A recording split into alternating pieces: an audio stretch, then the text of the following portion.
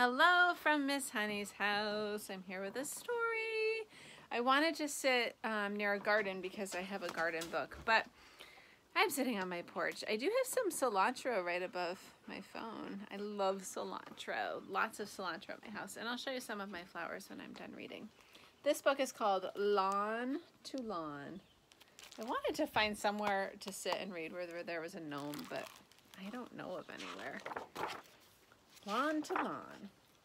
I can't wait to move to our new house, said Pearl. Betty, Flo, Norm, and Jack weren't so sure. They'd never even left the lawn before, but they all loved Pearl, and where she went, they wanted to go too. This must be Pearl. Moving day came. Pearl's parents had packed everything in the house, but in the confusion, they left a few things behind. Bless you, Stella. I may be wrong, said Norm, but I think they forgot us. What will we do? Squeaked Flo. I think this is Flo.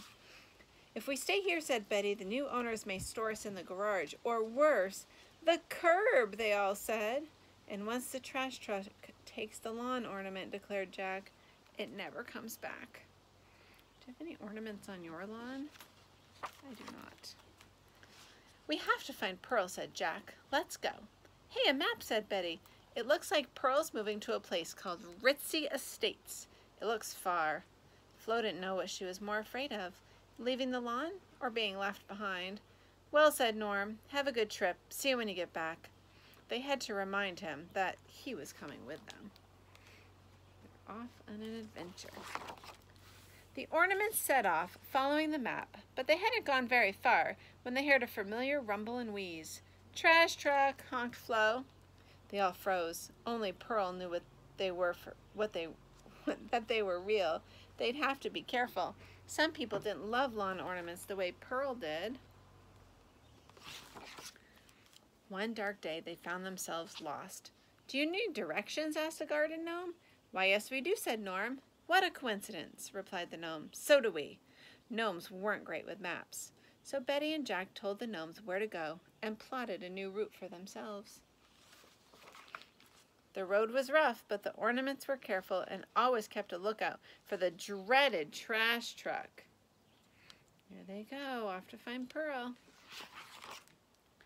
They had just climbed a tall building to figure out where they were when a gang of creepy gargoyles started following them. Luckily, a brave moose statue chased them away. How can I ever thank you? Asked Betty, her heart all aflutter. Think nothing of it, ma'am, said the moose.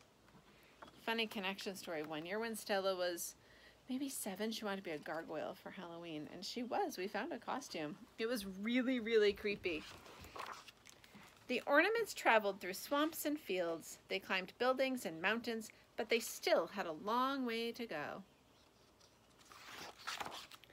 Why don't y'all stay here with us, honey? Said a friendly pink flamingo. Thanks, doll, said Flo, but we have a little girl who's expecting us. The ornaments missed Pearl something awful. Watch out for the trash truck, said the flamingos, as the ornaments hit the road once more.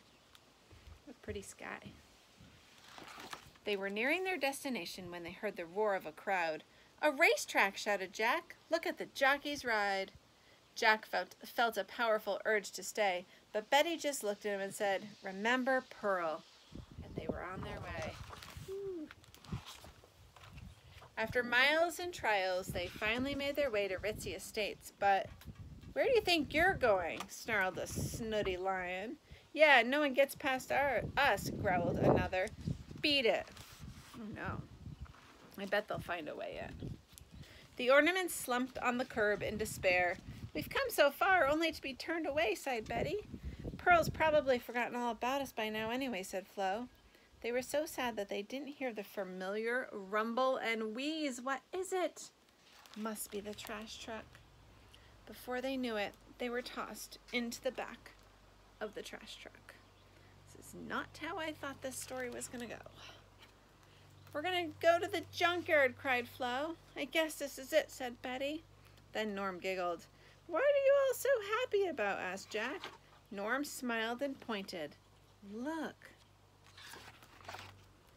They were driving right through the gates of Ritzy Estates, and there was nothing those lions could do about it. Pearl, here we come, shouted Jack. grumpy lions. And then there she was. The ornaments hopped down and ran to her.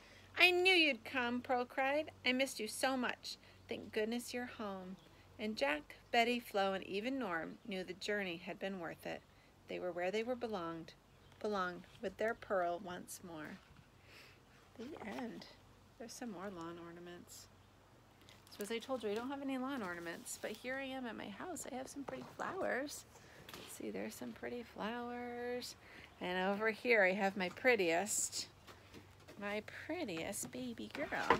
Indy, would you like to say hello to all the kids who are listening to the story? Say, yes, I would. Ooh, ooh, nice kisses. From my house to yours, or wherever you are today, maybe in a garden, have a great day. See you soon.